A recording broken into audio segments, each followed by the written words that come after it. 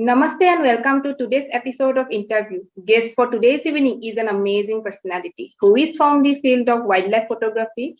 So without any further delay, let's get started. Hello and welcome Mr. Nair to this session of interview. Thank you so much for taking out this valuable time. Yeah, thank you so much. And I'm extremely privileged that, I got an invitation for this program. So thank you. I'm looking forward to it. Yeah, thank you.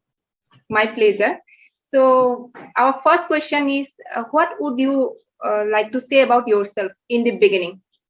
So from where are you based and all? Yeah, so I'm based out of Mumbai, though I'm a Keralite, born and brought up in Mumbai. I lived all my life in Mumbai, educated in Mumbai. So a true Mumbaikar. Um, and I did my master's in biotechnology and currently working as a marketing head for a US-based multinational company.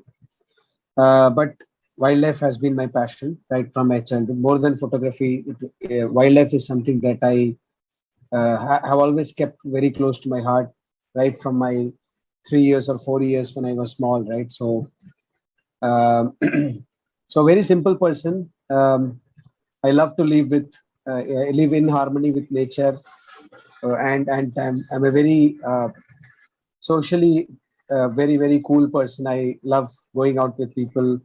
That's how I am. Yeah. So it's really nice to hear that. And Yeah. as we are always crazy about tigers, birds, and all, but I have seen something unique in your profile that you are means you are being crazy about frogs and reptiles. So how did you got that interest in those fields? So as it's rightly said, right? I mean, most of us are easily drawn towards what you call tigers and leopards easily, right? So when you talk about, say, tigers, for example, I always used to wonder, why do we get attracted to tigers or a leopard? So if you look at human civilization, right? Okay. And even if you look at our mythology and our ancient scriptures, two things that have always attracted man or women, human beings in general, are beauty and strength, right? So tigers have both. They are one of the most beautiful and graceful and most powerful animals on planet, and that's why we get in awe of these animals. And it's very easy to get carried away. Having said that, beauty and strength also attracts downfall. And you saw in the 1960s and 70s when tigers were relentlessly hunted in India. That's when the government of India, then in 1973, came up with the most important campaign that ever happened, which is the Project Tiger. And not after that, not very late after that, India also kickstarted Project Elephant campaign. And since then, wildlife conservation in India has been really good. And you saw the tigers gradually increasing, coming back, clawing back from the brink of extinction. And it eventually became the most charismatic, well-known, and iconic species in India.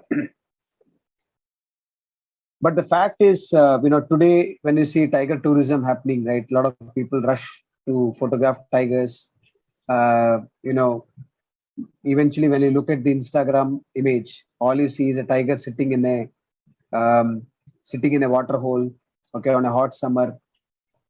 But the fact is, when you go there, actually, you understand the kind of ruckus that is being created in many jungles because of even I go absolutely because that's the kind of charisma that animal pulls you towards itself. But the fact is, when you start reading about the other biodiversity that exists around us, in and around us, uh, when you read some of the books that I have read and the documentaries you see, and more you read, you understand that frogs, reptiles also constitute a major part of this bio ecosystem. And they are very fascinating creatures as well. So tigers are in good hands, elephants are in good hands. A lot of people, of course, to follow. But what about these little animals, little amphibians and reptiles?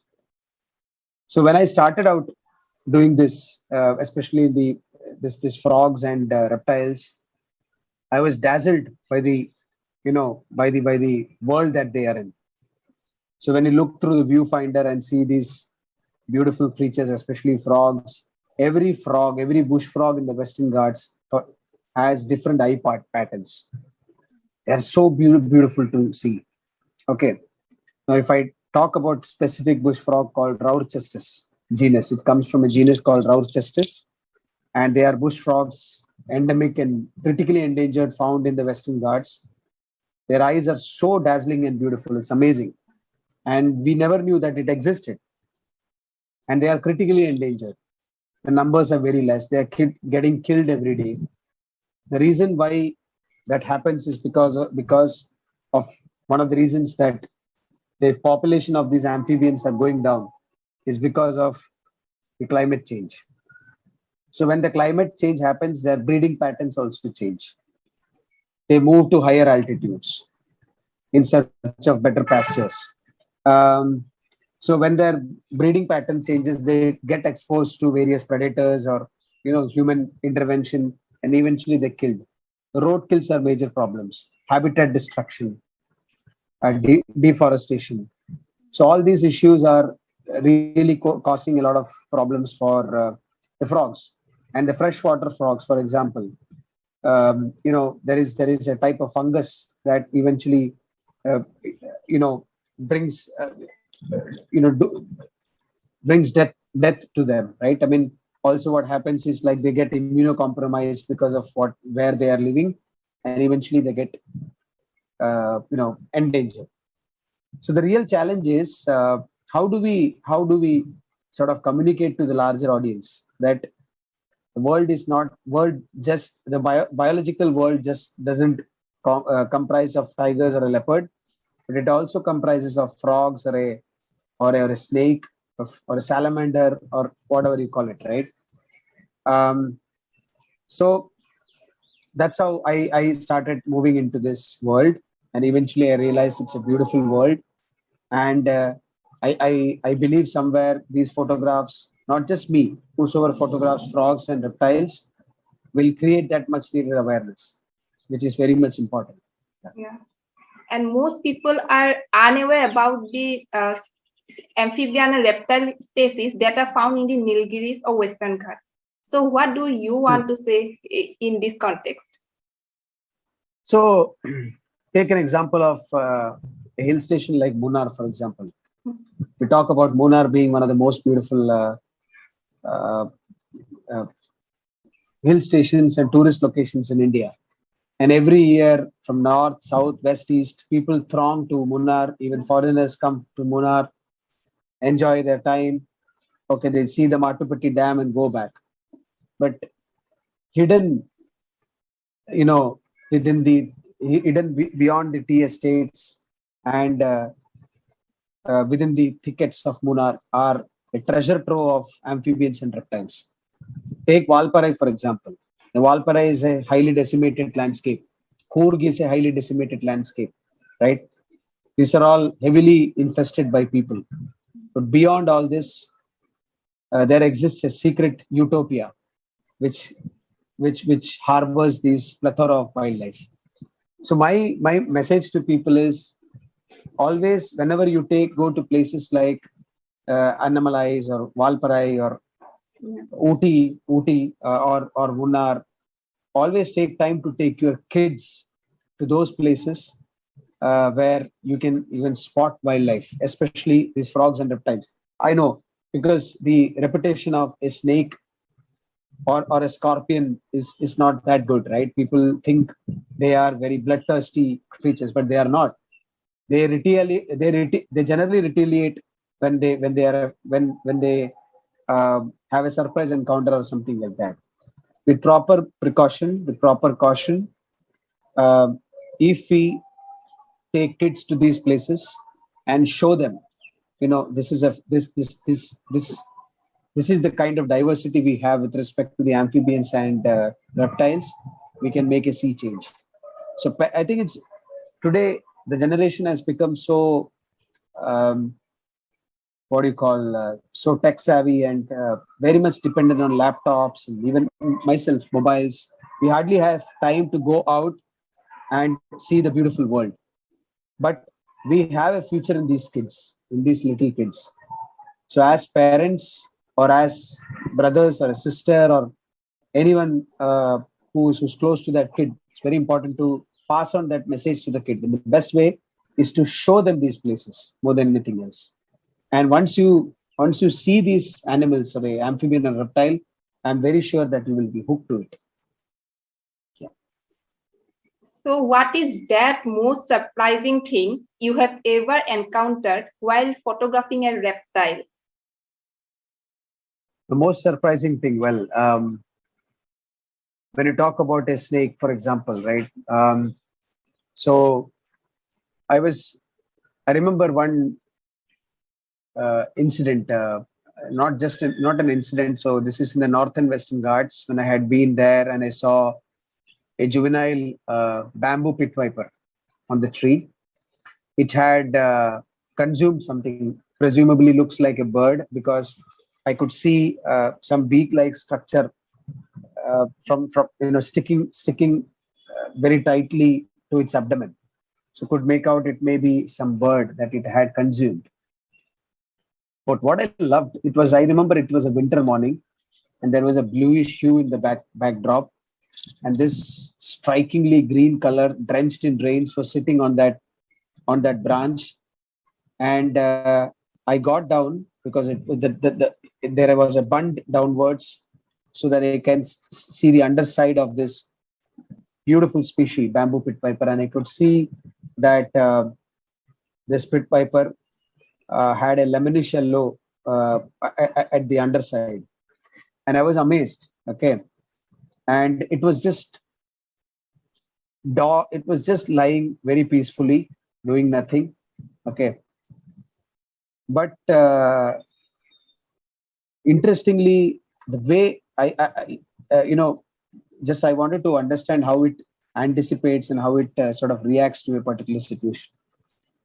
So the moment, I took a stick and just without touching it, of course, I just moved that stick in front of its eyes, and suddenly its tongue started forking out. Okay, to pick the senses, and I moved the stick even closer to it, and that time it took that striking pose. Just imagine, it's an amazing thing to watch, right? I mean, how animals respond to certain stimuli. You have a stick, it's the first thing that it does is sticking out its for tongue, understanding and trying to gauge what it is, and then taking a striking pose when it sees me and the stick, right? How they react to the particular situation. It was in no mood to strike that day because it was actually resting. It was tired because of it. I think it had a full meal the previous night. But what I loved is the way they react to the stimulus. So every animal, that what I learned, I mean, people villainize snakes a lot, but they are not villains. They are poor creatures which are afraid of us, and that's what I understood that day as well. I was photographing it. It was absolutely cool. It was not doing anything. But moment I tried to sort of stimulate it, it did get stimulated, and that's how it happens. So that's one thing that I was actually surprised to learn that uh, I mean, unnecessarily we kind of, without knowing the animal, we villainize it, which is not the right thing to do. Yeah. Okay. So what would be your piece of advice to the young aspirants who are willing to come to the field of reptiles and amphibian photography? I would suggest that it's absolutely need of the hour. Okay, not just to make beautiful images, but it's also any image that whether it is a reptile or an amphibian, okay, or any lesser known species is more important. I think it carries a message. I'll just give you an example. Uh, Frogs are always looked as as yucky animals, right? I mean, people, whenever they see frog, yuck, they don't like it. So after I photographed 15 different species of bush frogs recently in Western Ghats, all had striking and amazing and different eye patterns. So I went to my office and I showed some people, and they were like, wow, you know, they didn't even know that these kind of amphibians existed. And they were like, this is amazing. So if you take, uh, if you take photograph in the right way, when I say in the right way, without, of course, disturbing the animal, keeping a distance, but if you do it right, it can actually draw people and change the perception about frogs and reptiles. So it is very important to do that. So my only advice to these young aspirants is just look beyond tigers and leopards, okay, and see how beautiful the world is. Even if you see a housefly, for example, even if you have a macro lens with the extra gears that goes along with it to zoom further, right? So if you have it, just try it out. You will see that the lens of the eyes of a housefly is so alluring and so beautiful. It's absolutely out of the world. So that's the kind of world we are in. It's a very complex system. So my advice is, um, keep a safe distance, okay, but do go to the Western Ghats during rains. It doesn't matter even if you get bitten by leeches. If you know, right, leeches are very much prevalent in Western Ghats, but it's okay. Even if the leech crawls up your legs, I mean, if you have the proper leech socks, it's fine. It will not do anything. But even if it goes and sucks your blood, it's absolutely, there's nothing going to happen. Okay, I have experienced it myself, and you go there and see the beauty, and just uh, you know just go on a spree and promise yourself that you are going to document 15 or 16 or 20 different species in a month. So when you do that, you have different sets of amphibians, and with the right messaging, if you put in, use social media or the Instagram or Facebook as a right communication channel, I'm sure people will understand, because that's the kind of reaction that I get. People who used to consider, even my family, who used to consider frogs as yuck, they're suddenly believing that, oh, they never knew that these frogs are critically endangered and can go off from the face of the earth someday. So please do a lot of macro photography. It's just wonderful, amazing world out there. Yeah. Hope your words will be valuable to our young aspirants. So, audience, in addition to this, I would like to say that if you want to see the pictures of Sunil Nair on Instagram, do follow his page. I will give the link in the description box. Well, my next question is, what challenging thing is there when you photograph reptiles? Yeah. So see, what happens is, like, I'm someone who uh, is against extensively handling the reptiles, just to photograph or get the right photo. Okay, you should always allow the animal to be in its natural habitat. But the biggest catch with reptile or amphibian photography, unlike tigers, of course, it will hop from one place to another, or it just sneaks away, right? So at times, if we have a snake handler, make sure that you have a snake handler with you. Please never handle snakes. Never handle snakes. Never do that. Again, I'm saying snakes are not bloodthirsty, dangerous animals. It's a being. It's a reptile that wants to go away from human beings. I mean, when they see us, the first thing that they do is just sneak away.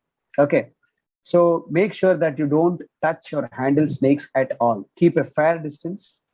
Okay, so the biggest challenge that you may encounter when you photograph snakes is, um, of course, to sort of keep the snake at bay, to photograph, right? So have a snake handler, professional handler with you whenever you do that. And keep a snake in a place where it is close to its habitat and make it first comfortable.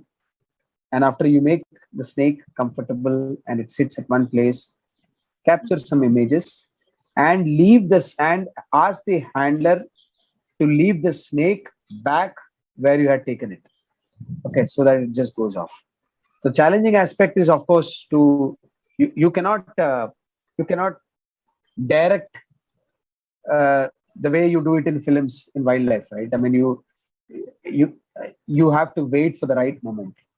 Okay, but if you want to photograph a snake, you just cannot go inside a bush, and it's not done right. So better take a snake, keep it in an open area for some time, not you, but the snake handler. Take some clicks after you are done, keep it back, leave it to the place. Okay, that's one of the challenges that you generally face is to get the animal ready. Second is, of course, the lighting part. Okay, because you generally snakes are active at night. Okay, so when it is active at night, it's always you have to be extra careful. A lot of creepy crawlies around. You have to be careful, right, about your well-being. Always go out with proper shoes. Okay, and with lead socks, everything. I always prefer wearing jeans when I go out there in the jungle in the night. It's always safe to have jeans. And look around. Use whenever you photograph, make sure that you use a diffuser because the light shouldn't. Another challenge for the snakes would be when you photograph, the flash shouldn't hit the eye of the animal because their eyes are very sensitive. So that can get permanently damaged. So always try to use a diffuser. Okay, diffuser will reduce the impact of the flash to a lot extent. Okay, and then photograph and keep a fair distance.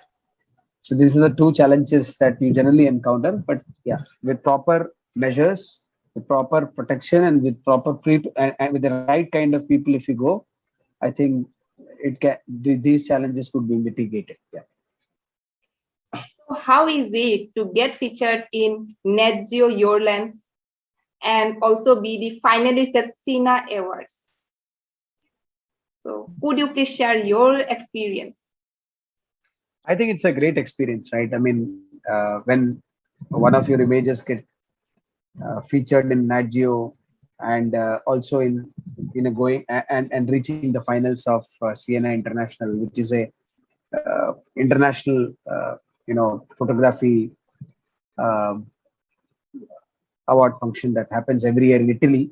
It's a great feeling, and especially when you have in Siena, some of the winners from India previously were Shivang Mehta, the likes of Yashpal Rathod, Anish Ankaranguti. These are the people who are very well known in the wildlife arena, and also to see your name going into the finals is a great feeling. It was great, of course, very honored, very humbled. But at the same time, it's also fascinating that the image that went was a tiger that was doing kind of Surya Namaskar pose on a tree. I had a 500 lens with me then, and I remember switching the lens to 24-120 to give it a wide angle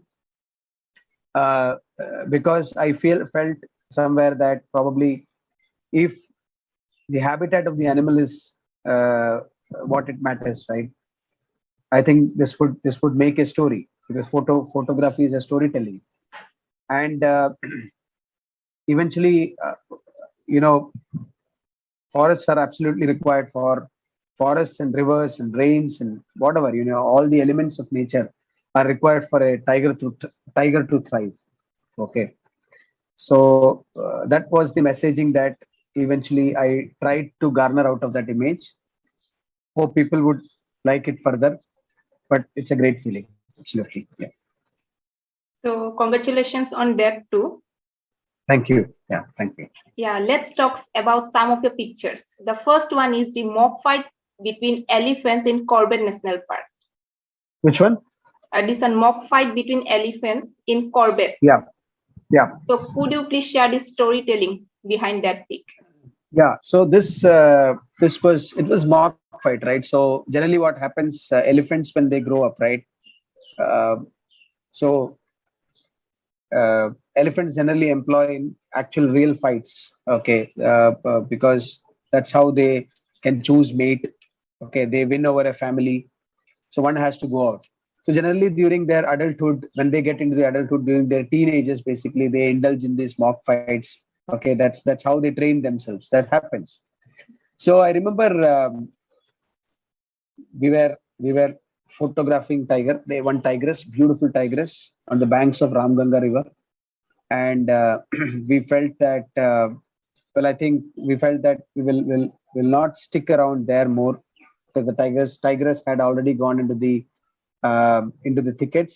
It was just lying down. It will come out, but we thought we will just roam around and come back here. So we went to that Ringora area in Corbett, and we saw this herd of elephants on the banks of the river, and it was a beautiful setting. And we saw these two young teenage elephants, tuskers, engaging themselves in a playful mock fighting, and it was a great experience to watch them how they do it. And the first they sort of each of them communicated through their trunks. They touch each other through the trunks, and then suddenly they start mock fighting, and then they run after each other. Okay, they were just enjoying that moment, right? So it was just heartening to see, and it was emotional at the right moment, because today we see a lot of deforestation happening, and probably the most gentle animals that you can ever think of are elephants. They are very large-hearted. I mean, of course, Jim Corbett had called tiger as large-hearted, but even elephants are very large-hearted animals, very emotional animals. They're very well bound to their families, right?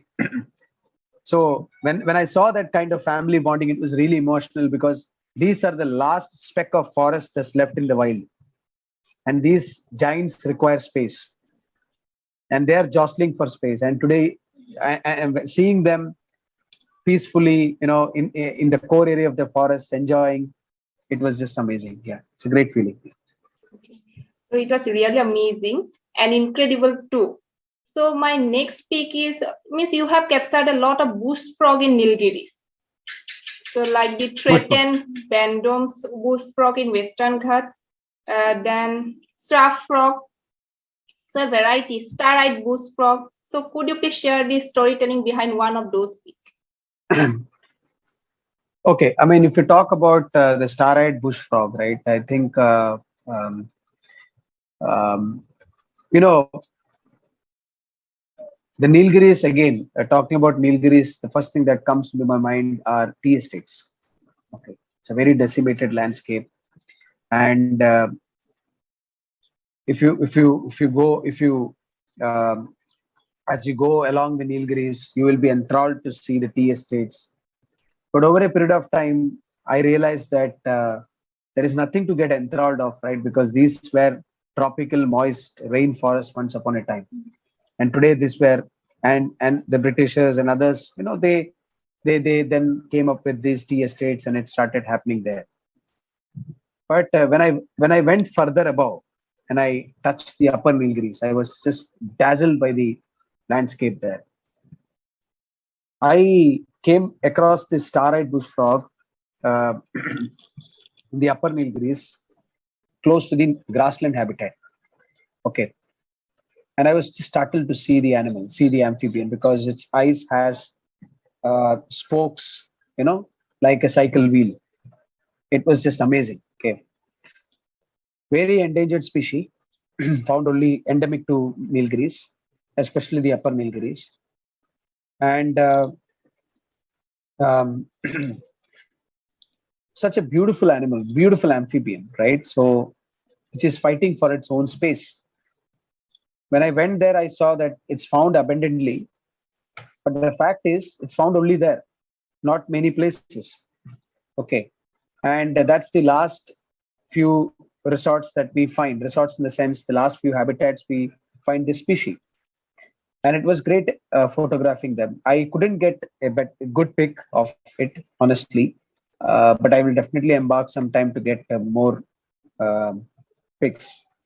So when I went further above, I reached the grasslands. Unfortunately, I have to tell that unfortunately, grasslands are categorized as wastelands by the government of India. Okay, which is a very sad thing. Grasslands harbor plethora of wildlife. And I saw a variable ghat frog, which is Gatixalis variabilis. It's another endemic and endangered species walking through these grasslands. Okay, similarly, you talk about another species in Western Ghats, again from a grassland habitat. That's a resplendent bush frog, beautiful species, critically endangered. But these amphibians require the grasslands to thrive on it. But because of this grasslands being categorized as wastelands, it in a way gives you know human beings, the license to go there and decimate the habitat, which is sad because it harbors plethora of wildlife. Okay, and I was just dazzled to see the amphibian life there. So Nilgiris is just it's sometimes I feel it could be a bomb waiting to explode. But with the intervention of a lot of local NGOs and some of the conservationists, you see that Nilgiris are still thriving amidst a sea of people. And I hope that it will continue and these amphibians and frogs from the upper Nilgiris also get a fresh lease of life. Yeah. Okay. So, Mr. Nair, we are to the end of this session.